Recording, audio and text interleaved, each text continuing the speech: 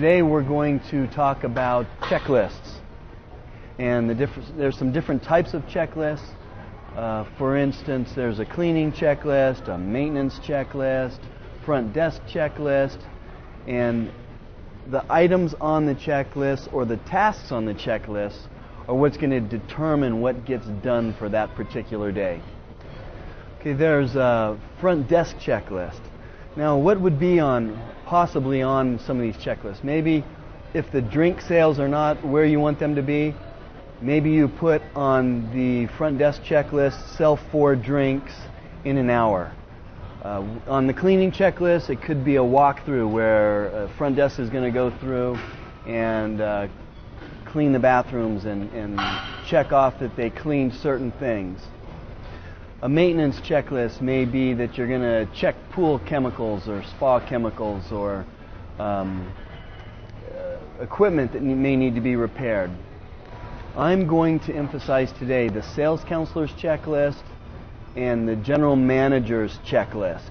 Now there's also could be a regional manager's checklist and an owner's checklist, but we're going to really concentrate on the sales counselor's checklist and the general manager's checklist. The checklists are the key to success.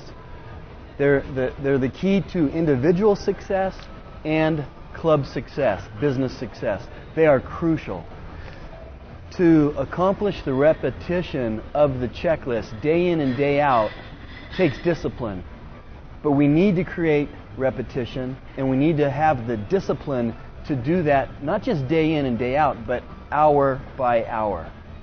The most successful athletes are disciplined and perform repetition. They practice the same things, the same fundamentals over and over and over.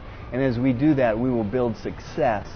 Now, on the checklist is basically a set of tasks that are required to obtain objectives.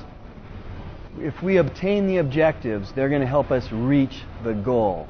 The goals for individuals and the goals for the club. The tasks on the checklist are not objectives or goals. They're requirements. It's not something that you try to do or you set as a goal to do. It's something that you decide to do. If I decide to take out the garbage, I can either take out the garbage or not. It's not a goal. Oh, I got the garbage halfway there and it's spilled. It's, no, I either took it out or not. That's how the tasks are on the checklist. You either did it or you didn't.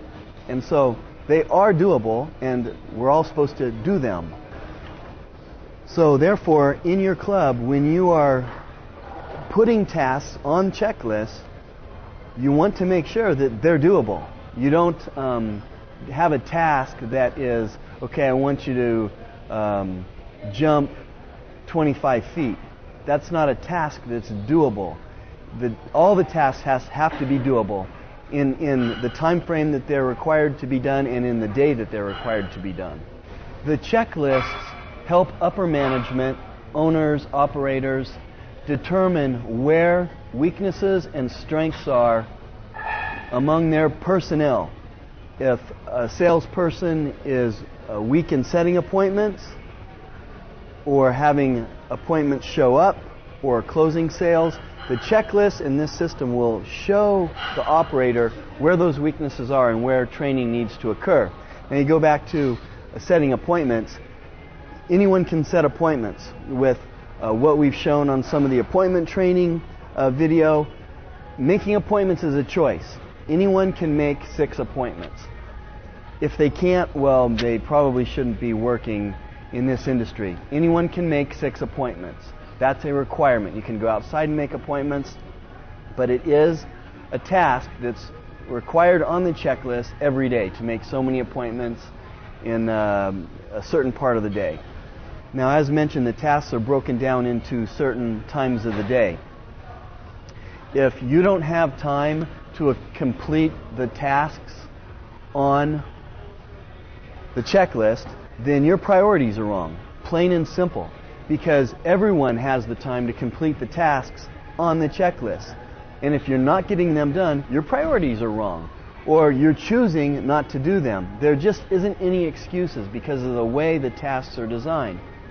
Now, the tasks are broken down into segments of the day. Maybe the first 3 hours of the day you're supposed to make so many phone calls and set so many appointments, get so many buddy referrals off the floor, and do so many favors. The reason for this is so that people don't procrastinate. If you're required to get 6 appointments in the day, you can't wait till the last half hour before you go home and try to get all 6 appointments. Now you might not make it, but we know you can make 2 appointments in 3 hours. Anyone can make 2 appointments in 3 hours. If you slough off and wait till the end of the day and try to do them all at once, you're not going to make it. So that's why the checklists are broken down into parts of the day or into hours so that it prevents procrastination. A lot of people that have a test, the end of the semester, they wait till the last day and cram an all-nighter in. That's not what That's not what we want, because we want to maximize the potential and maximize efficiency for everyone in the company. It's important to realize that checklists and performing the checklists are not delegation from upper management. Upper management needs to realize that. Owners need to realize that. That giving someone a checklist and having them perform it is not delegation. Because if you delegate something, there is no evidence, or you have no proof that what you delegated or what you wanted done got done. So what happens with the checklist is there's ways to verify everything. Everything has to be verified. It's not just giving tasks on a checklist. It's verifying that those tasks were done. And I'm going to go through and show you how, or some of the ways that we verify that these tasks actually have been done. Because then we create honesty. If we create honesty on the checklist, now we know that exactly what's getting done, because we know we have honesty. And when we have honesty, then we can see where the strengths and weaknesses are. Okay, let's go see how all this is supposed to work.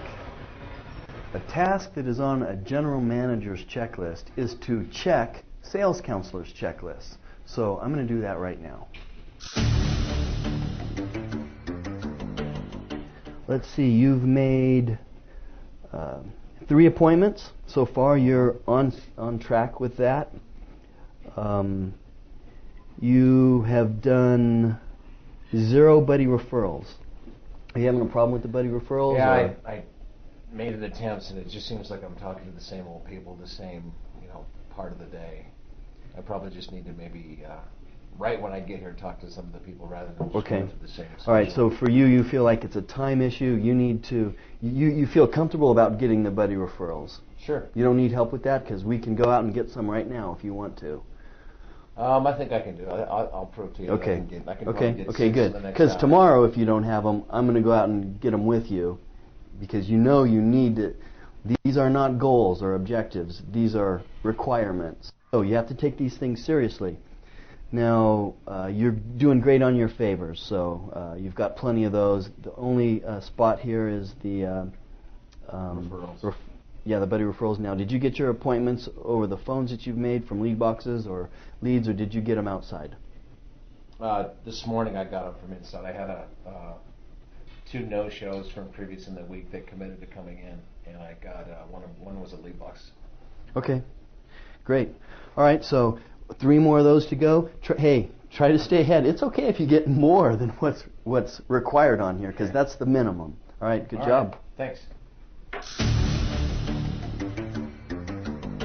Okay, now what I'm going to do is I'm going to show you how a general manager would keep the sales counselor that I just spoke with honest. Hello, may I speak with James Thomas? Thank you. Hi James, how are you?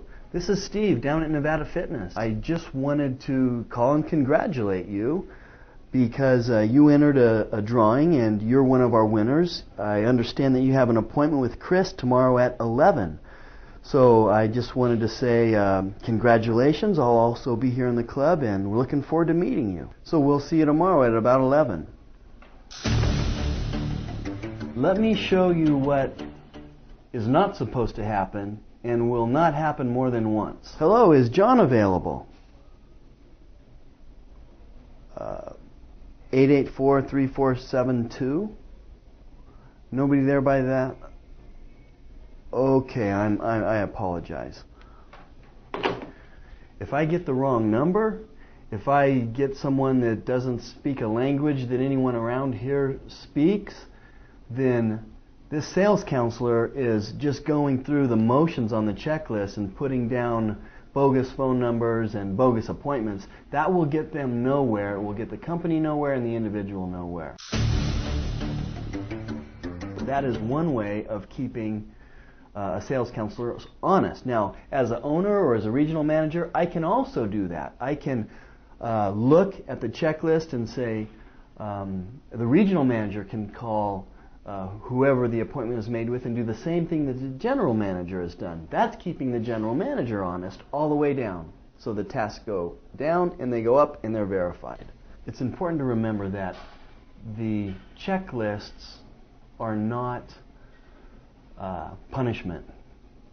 The checklists are designed to create success for everyone. So don't look at them as punishment or this is what I have to do. It should be fun and exciting because it's creating wealth and income for everyone involved.